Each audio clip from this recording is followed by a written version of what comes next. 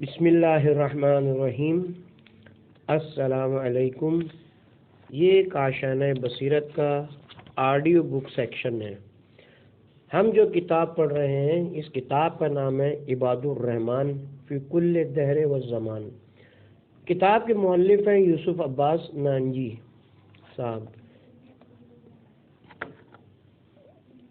Number 54، جناب آقا محمد بن آقا حسین خوانصاری۔ جناب آقا محمد آقا حسین خوانصاری کے فرزند ارجمند ہیں۔ لقب جمال الدین اور محقق خواب ناری کی شہرت رکھتے ہیں۔ آپ کو ملا محمد تقی مجلسی سے اجازت حاصل ہے۔ آپ کی تالیفات کم ہیں لیکن بڑی سنجیدگی اور خلوص دل سے لکھی گئی ہیں۔ جس سال ملا محسن فیض کاشانی نے زیارت بیت اللہ کا ارادہ کیا اور کاشان سے روانہ ہو کر اصفہان پہنچے اور آقا حسین کے مہمان ہوئے تو آقا جمال بھی مجلس میں آ گئے۔ ملا محسن نے ایک مسئلہ آقا جمال سے دریافت کیا لیکن آقا جمال اس کا صحیح جواب نہ دے سکے۔ اس زمانے میں وہ زیادہ تر وقت بیکاری میں گزار رہے تھے۔ ملا محسن فیض نے اپنے ایک ہاتھ پر دوسرا ہاتھ مارا اور کہا کہ افسوس، آقا حسین کے گھر کا دروازہ بند ہو گیا ہے۔ یہ بات آقا جمال کے دل میں گھر کر گئی اور انہوں نے پڑھنا شروع کر دیا۔ پھر ملا محسن فیض مکے سے واپس آئے۔ آقا حسین سے باتیں ہوئیں تو دیکھا کہ الحمدللہ اب وہ بہت بافضیلت انسان ہے، تو کہنے لگے کہ یہ آقا جمال وہ آقا جمال نہیں ہیں جن سے ہم نے گزشتہ سال ملاقات کی تھی۔ آقا جمال مطالعے میں مشغول ہوتے تو پھر انہیں کسی چیز کا ہوش نہ رہتا۔ بادشاہ آپ کو 4000 تومان سالانہ قاضی کی تنخواہ دیتا تھا۔ ایک مرتبہ عمرائے سلطنتی میں سے کوئی آپ کے پاس موجود تھا کہ اتنے میں ایک شخص نے آ کر آپ سے مسئلہ دریافت کیا۔ آپ نے کوئی جواب نہیں دیا۔ پھر تھوڑی دیر بعد کہا کہ مجھے معلوم نہیں ہے۔ پھر ایک اور شخص آیا اور اس نے کوئی سوال کیا، اسے بھی یہی جواب ملا، یہاں تک کہ 4 افراد آئے اور سب نے مسائل پوچھے اور جواب ملا کہ میں نہیں جانتا۔ تو وہ شخص جو امیر حکومت تھا کہنے لگا کہ آپ کو 4000 تومان ملتے ہیں لیکن آپ مسئلہ تو کوئی بتا نہیں رہے ہیں اور کہتے ہیں کہ میں نہیں جانتا۔ آقا جمال نے کہا کہ ہاں، میں 4000 تومان انہی باتوں کے صلے میں لیتا ہوں جو جانتا ہوں، اور اگر ان کا معاوضہ لینے لگوں جو میں نہیں جانتا تو بادشاہ کا خزانہ بھی کم پڑ جائے گا۔ نمبر 55، جناب آقا حسین بن محمد خوانصاری۔ جناب آقا حسین خوانصاری زبردست، فاضل، کامل ناقدین میں سے تھے۔ ان کو استاد الکل فی العقل کہا جاتا ہے۔ شروع میں حکمت میں مشغول ہوئے، بعد ازاں مسلسل کوشش اور محنت کے نتیجے میں ماہر اور یکتائے زمانہ طبیب کا مقام و مرتبہ حاصل کر لیا تھا۔ آپ نے محقق سبزواری آقا محمد باقر سے 12 سال تک علوم نقولی سیکھے اور ان سے اجازت حاصل کیا اور انہی کی دختر سے نکاح کیا۔ آقا جمال کی ولادت انہی کی دختر سے ہوئی۔ آپ چونکہ علوم نقلی اور منقولی دونوں کی تعلیم دیتے تھے لہذا انہیں استاد العقل فی العقل کہا جاتا ہے۔ ان کے بیٹے جمال اور ملا مرزا محمد حسن شیروانی ان کے شاگردوں میں سے ہیں۔ سلطان صفوی نے اپنے دور میں ان سے اس خواہش کا اظہار کیا کہ وہ کوئی کتاب لکھیں۔ میں اخراجات برداشت کروں گا۔ آپ نے بسم اللہ الرحمن الرحیم پڑھ کر ایک کتاب لکھنا شروع کی جو کہ شرح تھی کتاب شہید اول کی۔ ابھی اس کتاب جو کہ 18000 بیتوں پر مشتمل تھی کہ صرف 2 صفحات کی شرح ہی کی تھی کہ سلطان کی وفات واقع ہو گئی۔ آپ نے پھر کتاب لکھنے کا کام جاری نہیں رکھا۔ لوگوں نے وجہ پوچھی تو آپ نے فرمایا کہ وہ کتاب تو سلطان ہی لکھ رہے تھے نہ کہ میں، اور اس کتاب کا نام مشارق الشموس کی شرح الدروس تھا۔ جناب صاحب وسائل نے آپ سے اجازت حاصل کیا ہوا تھا۔ نمبر 56، جناب محمد بن حسن اصفہانی المعروف فاضل ہندی، صاحب قصص العلماء، صفحہ نمبر 313 پر آپ کے حالات کے ذیل میں لکھتے ہیں کہ محمد بن حسن اصفہانی عالم، فاضل اور فقی تھے۔ لقب بہاؤالدین اور عرفاً فاضل ہندی کے نام سے معروف ہیں۔ کہا جاتا ہے کہ فاضل ہندی ابتدائی زندگی میں جب وہ بہت چھوٹے تھے ہندوستان میں رہائش پذیر تھے، اسی لیے ان کو فاضل ہندی کہا جاتا ہے۔ آپ سن 1062 میں پیدا ہوئے۔ علامہ مجلسی کے شاگرد ہیں۔ آپ کے بارے میں کہا جاتا ہے کہ بہت چھوٹی سی عمر میں اجتہاد کے درجے پر فائز ہو گئے تھے۔ کہا جاتا ہے کہ شاہ سلطان صفوی نے علامہ مجلسی سے کہا کہ ایسا عالم بتائیں جو شرعی ذمہ داریوں سے آزاد ہو، یعنی کہ تکلیف شرعی اس پر عائد نہ ہوئی ہو، تاکہ وہ بادشاہ کے حرم سرا میں آ کر خواتین کو مسائل دینی کی تعلیم دے۔ تو علامہ مجلسی نے فاضل ہندی کو، جو اس وقت محض ایک بچے تھے، وہاں بھیج دیا اور وہ اہل حرم کو دینی مسائل کی تعلیم دینے میں مشغول ہو گئے۔ ایک دن اچانک آنکھیں بند کیے ہوئے حرم سرا سے باہر نکل کر آئے۔ لوگوں نے اس کی وجہ پوچھی تو انہوں نے جواب دیا کہ میں ابھی بھی حد بلوغ کو پہنچا ہوں، اور میں نے فوراً اپنی آنکھیں بند کر لیں تاکہ عورتوں پر نگاہ نہ پڑے، اور باہر نکل آیا۔ آپ بہت غریب تھے اور کتابت کر کے گزر بسر کرتے تھے۔ آپ 13 سال کی عمر میں علوم نقلی و عقلی کی تحصیل سے فارغ ہو چکے تھے، اور اسی دوران مختلف کتابیں، رسالے اور حاشیے، علوم ادبی، اصول اور فقہ سے متعلق تحریر کرنی شروع کر دیے تھے۔ آپ کی معروف کتاب کشف للشام ہے۔ آپ کا مکمل اسم گرامی شیخ فقی مولانا محمد بن تاج الدین حسن اصفہانی ہے، اور آپ کی شہرت فاضل ہندی کے لقب سے بھی ہے۔ آپ نے صفوی دور کے آخر کا عرصہ پایا۔ سن 1137 ہجری میں اصفہان میں آپ خالق حقیقی سے جا ملے۔ وہ اغوانیوں کے فتنوں کے دن تھے۔ آپ کا مزار تحت فولاد کے مشرقی حصے میں مرجع خلائق ہے۔ نمبر 57، جناب شیخ یوسف بن احمد بن ابراہیم بحرانی۔ جناب شیخ یوسف بحرانی حائری، جنہیں صاحب ہدایت کہا جاتا ہے، بہت عالم فاضل انسان تھے۔ وہ لکھتے ہیں کہ میں سن 1107 میں پیدا ہوا اور میرا بھائی شیخ محمد سن 1112 میں۔ ہماری ولادت ماخوذ میں ہوئی کیونکہ میرے والد شیخ سلیمان بن عبداللہ ماخوذی سے تحصیل علم کے لیے یہاں آئے ہوئے تھے۔ اس وقت میری عمر 5 سال تھی جب بحرین میں فساد برپا ہوا اور 2 قبیلے آپس میں لڑ پڑے۔ میں اس وقت اپنے دادا جان کے زیر تربیت تھا۔ وہ تجارت پیشہ تھے، بڑے رحم دل اور نیک شخص تھے۔ جو بھی آمدنی ہوتی وہ مہمانوں، اپنے پرائے سب پر خرچ کر دیتے، اور کچھ بھی پس انداز نہیں کرتے، نہ ہی کوئی ذخیرہ کرتے تھے، نہ ہی انہیں کوئی لالچ دامن گیر ہوتا۔ میری تربیت وہی کر رہے تھے کیونکہ مجھ سے پہلے میرے والد محترم کی کوئی اور اولاد بھی نہیں تھی، لہذا انہوں نے میرے لیے معلم کا بندوبست کیا جو مجھے قرآن مجید پڑھاتے تھے، اور میرے دادا جان مجھے لکھنا سکھا رہے تھے۔ میرے والد کی تحریر نہایت خوبصورت ہوتی تھی۔ بعد ازاں میں نے والد محترمی کی شاگردی اختیار کی اور ان سے درس لینا شروع کیا، لیکن اس زمانے میں مجھے تحصیل علم سے کوئی خاص رغبت نہیں تھی کیونکہ بچپنے کی ناسمجھی مجھ پر غالب تھی۔ والد محترم سے میں ابتدائی درسی علوم کی تحصیل کر رہا تھا۔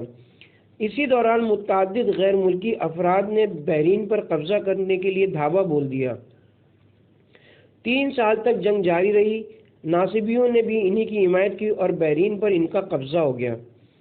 لوٹ مار، قتل و غارت گری، حتیٰ کہ حرمت کا بازار گرم ہوا۔ بڑے بڑے لوگ تو قطیف اور دوسرے شہروں میں بھاگ گئے۔ میرے والد بھی اہلیہ اور بچوں کے ساتھ قطیف چلے گئے اور مجھے بحرین میں شاخور کے گاؤں میں جو گھر تھا وہاں چھوڑ گئے، کیونکہ وہاں انہوں نے اپنی نایاب کتابیں اور دیگر قیمتی سامان زیر زمین دبا دیا تھا اور مجھے تاکید کر دی تھی کہ جو کتابیں لوٹ مار سے بچی ہیں اگر وہ میں نے ظاہر کی تو پکڑ لیا جاؤں گا، لیکن میں نے بعض تلاش کر ہی لی اور بعض کو بالکل خفیہ طریقے سے والد محترم تک پہنچا دیا، اور یہ کام چند سال کے عرصے میں کیا گیا۔ پھر میں اپنے والد محترم سے ملاقات کے لیے قطیف چلا گیا۔ 2-3 ماہ وہاں رہا۔ میرے والد محترم نے قصیر العیالی، نہ گفتگو حالات اور پیسے کی قلت کی وجہ سے پھر بحرین واپس آنے کا ارادہ کیا، لیکن اس وقت ایرانیوں کے سر میں بحرین پر قبضے کا سودا سوار ہو گیا۔ چنانچہ ہم نے انتظار کیا کہ دیکھتے کیا صورتحال رونما ہوتی ہے۔ ایرانی پسپا ہو گئے، شہروں کو آگ لگا دی گئی اور ہمارا گھر بھی جو بحرین میں تھا نظر آتش ہو گیا۔ میرے والد محترم پر غموں کا پہاڑ ٹوٹ گیا، کیونکہ اس گھر کو بنانے میں بڑا سرمایہ لگایا گیا تھا۔ اسی وجہ سے وہ علیل ہو گئے اور بالآخر 2 ماہ بعد خالق حقیقی سے جا ملے۔ انا للہ و انا الیہ راجعون۔ انہوں نے مرنے سے پہلے مجھ سے کہا تھا کہ میں تمہیں اس بات سے بری ذمہ نہیں کر سکتا کہ تم دسترخوان پر بیٹھو اور تمہارے بھائی تمہارے ساتھ دسترخوان پر موجود نہ ہوں۔ میرے تمام بھائی مادری تھے اور اکثر چھوٹے چھوٹے تھے، اور ان کی والدہ کا انتقال بھی ہو چکا تھا اور ان کا کوئی سہارا نہ تھا۔ چنانچہ میں بچوں کے گھر گیا اور والد محترم کی وفات کے 2 سال بعد تک قطیفی میں مقیم رہا۔ شیخ حسین ماخوذی سے کچھ درس لیتا تھا اور کبھی بحرین چلا جاتا تھا تاکہ ان کھجوروں کے درختوں کی دیکھ بھال کر سکوں جو ہمارے تھے۔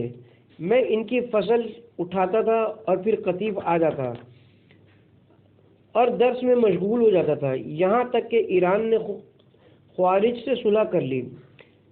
ان کو مقررہ مال دینے پر رضامند ہو گئے، کیونکہ بادشاہ اپنی غلط پالیسی کی وجہ سے ان کے آگے جھک گیا تھا۔ تو میں بحرین واپس آ گیا اور 5 سال تک وہاں رہا۔ شیخ احمد بن عبداللہ بلادی سے درس لیتا رہا اور ان کے بعد شیخ عبداللہ بن علی سے تعلیم حاصل کی۔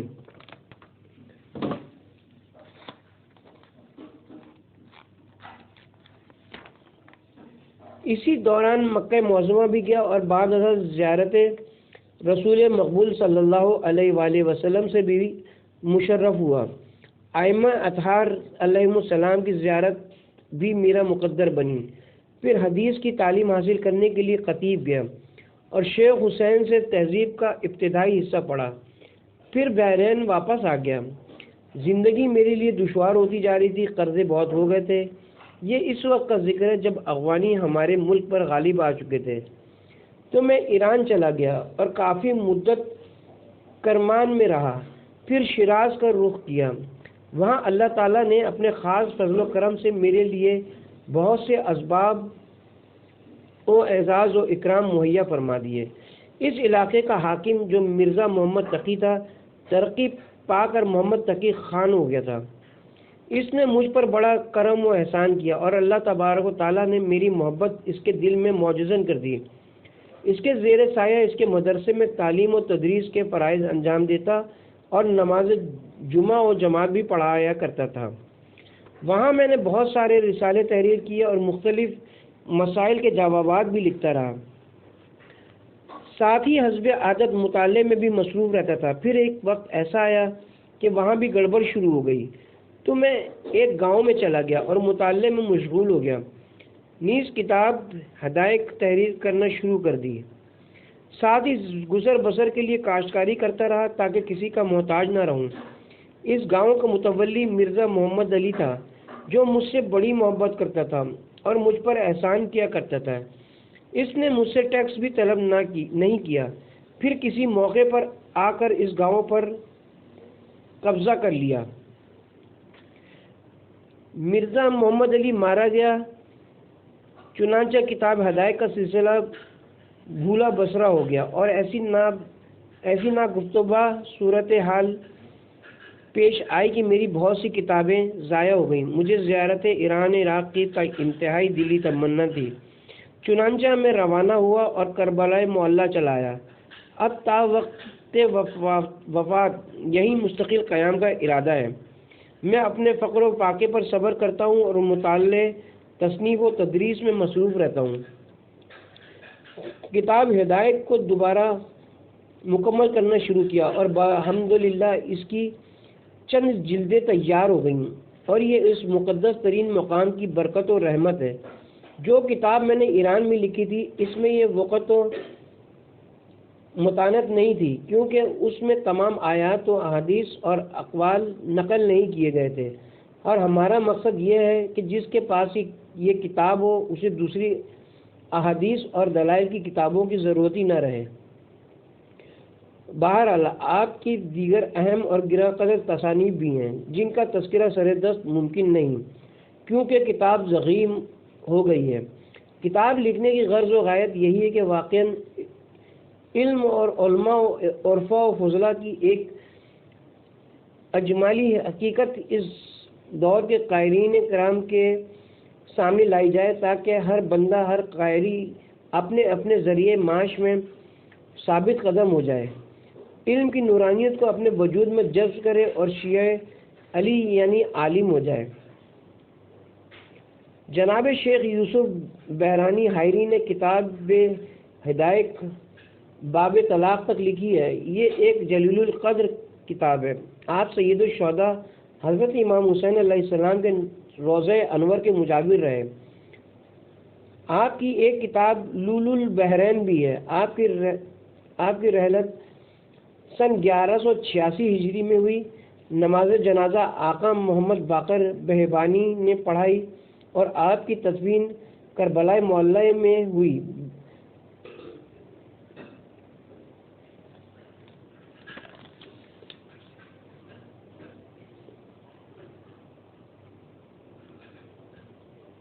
نمبر 58 جناب آقا محمد باقر بہبانی۔ جناب آقا محمد باقر بن ملا محمد اکمل بہبانی اپنے وقت کے بہت بڑے عالم، تحقیق کے ماہر اور اصول و فروع کے بنیادیں قائم کرنے والے تھے۔ آپ کی ولادت اصفہان میں سن 1118 ہجری میں ہوئی اور تھوڑے عرصے کے بعد کربلا معلی گئے۔ ابتدا میں والد محترم سے علم حاصل کیا۔ آقا محمد باقر کچھ عرصہ کربلا معلی میں رہے، لیکن گزر بسر میں عدم راحتی کے باعث کسی اور شہر میں جانے کا ارادہ کیا۔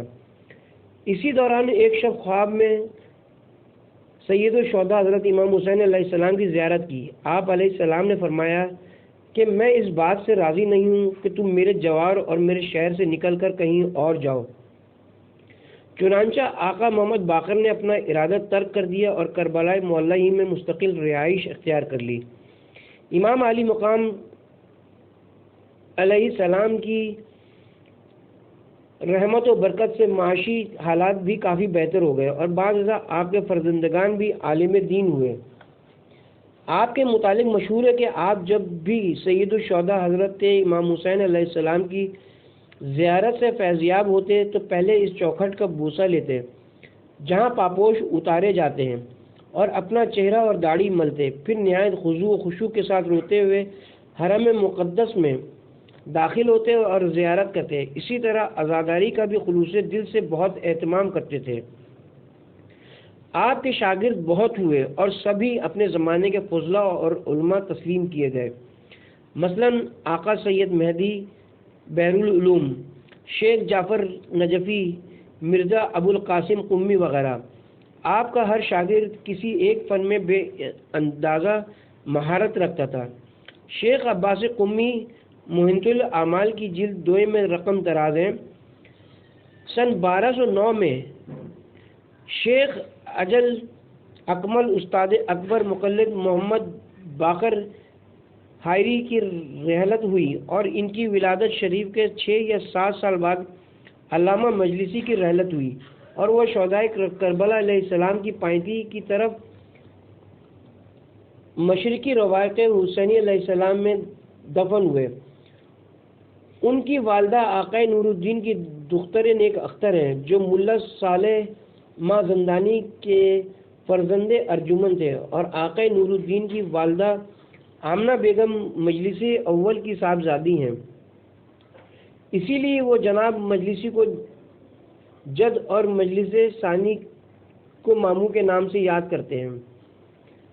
جناب محمد باقر بہبانی سے سوال کیا گیا کہ آپ کیسے علم و عزت و شرف اور دنیا و آخرت میں قبولیت کے اس درجے پر پہنچے، تو جواب میں آپ نے تحریر فرمایا، اپنے نفس میں کوئی ایسی چیز نہیں پاتا کہ جس کی وجہ سے میں اس کا مستحق ہوتا، سوائے اس کے کہ میں اپنے آپ کو کبھی کوئی شے نہیں سمجھتا تھا اور اپنے آپ کو موجود میں شمار نہیں کرتا تھا۔ میں علماء کرام کی تعظیم اور ان کے اسماء گرامی کا احترام و توصیف کے ساتھ تذکرہ کرنے میں کوئی کسر نہیں اٹھا رکھتا تھا، اور میں نے تحصیل علم میں مشغول رہنے کو کبھی ترک نہیں کیا جتنی کہ میری استطاعت تھی، اور میں نے علم کو ہمیشہ ہر مرحلے میں مقدم رکھا ہے۔ آپ کی تصنیفات و تالیفات بھی بڑی تعداد میں ہیں اور قابل قدر ہیں اور تقریباً ہر موضوع پر ہیں۔ آپ کی مہارت اصول فقہ اور منطق پر بھرپور نظر آتی ہے۔ بڑی تحقیق اور چھان بین کے بعد تالیف یا تصنیف قلم بند کرتے تھے۔ آپ کو 11ویں صدی ہجری میں شیعہ مذہب کی ترویج کرنے والا مانا جاتا ہے۔ علماء عراق و عرب دونوں ہی نے آپ کے علم و ادب سے قصب فیض کیا، اور تقریباً سبھی نے یا تو براہ راست آپ سے یا پھر آپ کے شاگردوں سے یا ان کے شاگردوں سے فیض پایا۔ آپ کا مقبرہ جناب سید الشہداء حضرت امام حسین علیہ السلام کے رواق میں آپ کے پائیں پر واقع ہے، اور امام علیہ السلام کی بشارت مبارکہ کے فیض سے آج بھی بقیہ نور بنا ہوا ہے۔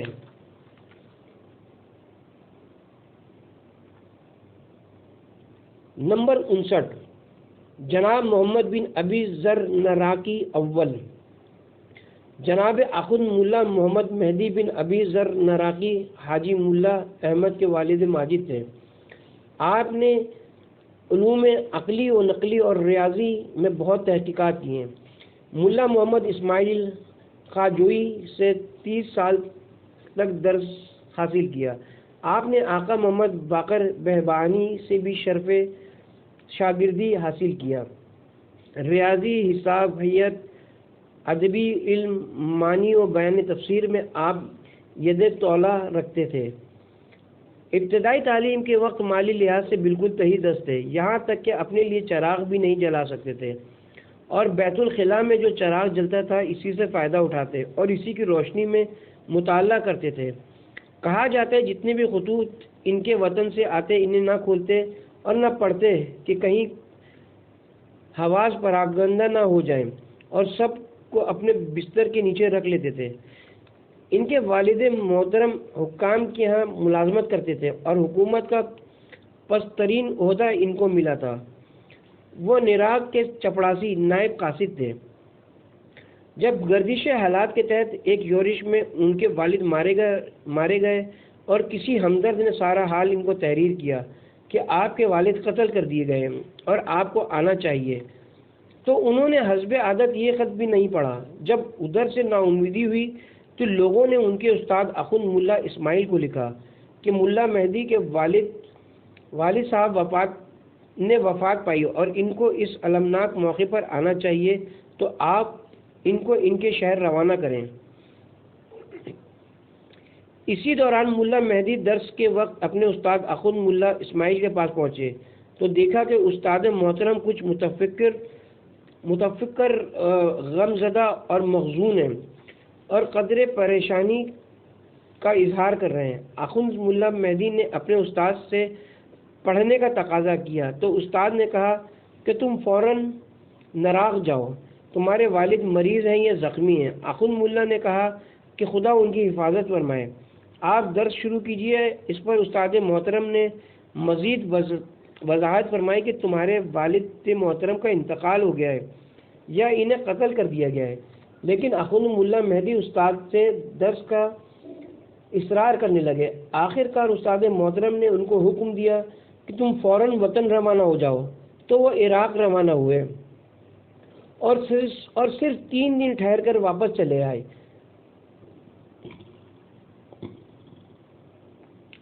آپ کو تحصیل علم کا بے پناہ شوق تھا۔ علم کی تحصیل کے بعد کاشان میں سکونت اختیار کی۔ کاشان میں علماء بہت کم تھے، لیکن آپ کے وجود کی برکت سے سارا کاشان علماء و فضلاء سے رونق افروز ہو گیا، اور ہر طرح کے عالم فاضل باکمال لوگ ہر طرف سے یہاں آنے لگے، اور ان کے بہت سے شاگرد ہوئے، جن میں بہت سے تحصیل علم کے بعد خود استاد بن گئے۔ فقہ میں آپ کی معروف کتاب معتمد شیعہ ہے۔ آپ کے فرزند جناب حاجی ملا احمد نراقی نے بھی فقہ اور دیگر علوم میں بڑا نام کمایا اور اپنے والد محترم کے جانشین کہلائے۔ آپ سن 1209 ہجری میں اللہ تعالیٰ کو پیارے ہو گئے۔ نمبر 60، جناب آقا سید مہدی بحر العلوم۔ جناب آقا سید مہدی بن سید مرتضیٰ بن سید محمد حسینی طباطبائی برجردی بحر العلوم کی ولادت سن 1155 ہجری میں ہوئی۔ آپ ایک نادر الوجود اور یگانہ روزگار شخصیت تھے، زہد و پاکیزگی کی ایک مثال، اور اپنے زمانے میں علم و حکمت اور دیگر علوم میں کامل و فاضل مانے جاتے تھے۔ آپ نے اپنے والد ماجد سے ابتدائی تعلیم حاصل کی، جو کہ ایک متقی اور صالح شخص تھے۔ بعد ازاں آپ نجف اشرف تشریف لے گئے اور وہاں پر سرچشمہ علم سے سیراب ہونے کے بعد کربلا معلیٰ تشریف لائے اور آقا محمد باقر بہبانی کی خدمت میں رہے اور نجف اشرف میں کسب علم کیا۔ کچھ ہی عرصے میں عرب و عراق و عجم میں آپ کا شہرہ ہو گیا۔ امام مظلوم سید الشہداء حضرت امام حسین علیہ السلام کے لیے آپ نے بہت سے مرثیے کہے اور عزاداری میں آپ پیش رہتے تھے۔ آپ نے متعدد اعتکاف کیے، 2 سال تک مکہ معظم میں مجاوری کی اور تقیہ کی حالت میں رہتے تھے۔ اول درجے کے عبادت گزار اور غریب پرور تھے۔ آپ ہر شب نجف اشرف کی گلیوں کوچوں کے چکر لگاتے اور فقراء کے لیے روٹی وغیرہ لے جاتے۔ اسی دوران آپ نے دروس کا سلسلہ بھی موقوف کر دیا، یہاں تک کہ آپ کے طلباء پریشان ہو گئے اور درس نہ دینے کی وجہ دریافت کی، تو آپ نے فرمایا کہ میں رات بھر نجف اشرف کی گلیوں میں چکر لگاتا ہوں، لیکن کبھی میں نے ان طلباء کے گھروں سے عبادت یا مناجات کی آوازیں نہیں سنی، لہذا میں سمجھتا ہوں کہ ایسے طالب علموں کو درس دینے کا کوئی فائدہ نہیں۔ اس پر طلباء نے شب داری برائے عبادت و مناجات شروع کر دی اور آقا نے بھی اپنا درس شروع کر دیا۔ کہتے ہیں کہ ایک رات آپ مسجد سہلہ میں عبادت میں مصروف تھے کہ آپ نے مناجات کی ایسی آواز سنی کہ دل تڑپ اٹھا۔ آپ نے اٹھ کر دیکھا تو ایک نور بلند ہو رہا تھا اور کوئی شخص وہاں تشریف فرما تھے۔ آپ کو دیکھ کر انہوں نے کہا سید مہدی بیٹھو۔ میں بیٹھ گیا۔ اس کے بعد آپ نے اپنے دوست سے کہا کہ اگر میں کہوں کہ میں نے جناب صاحب الامر علیہ السلام کی زیارت کی ہے۔ اس کے بعد سید مہدی بحر العلوم نے کوئی بات نہیں کی۔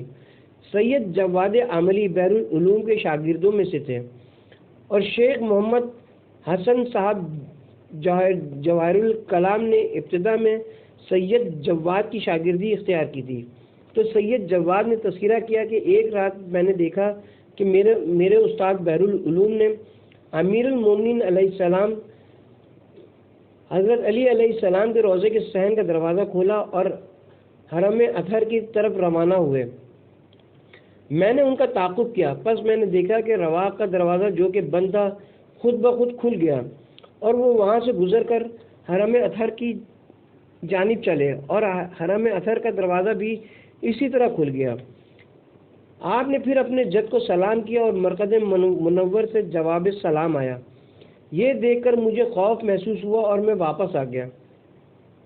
نیز سید جواد کہتے ہیں کہ ایک دن میرے استاد بحر العلوم دروازے شہر سے نکل کر باہر چلے گئے۔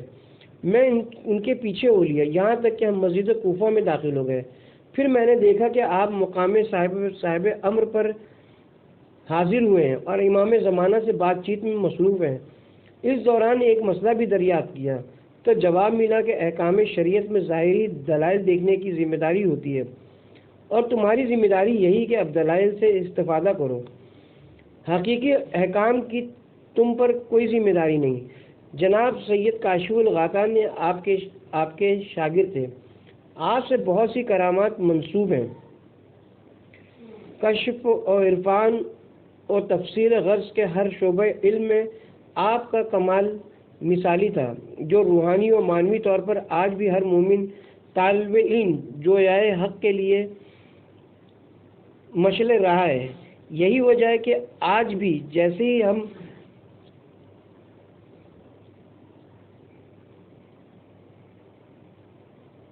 بحر العلوم کا نام سنتے ہیں دل کو ایک عجیب تڑپ کا احساس ہوتا ہے اور حل من مزید کی آواز انسان کو اپنے اندر سے سنائی دیتی ہے. آپ کی وفات سن 1212 ہجری میں ہوئی.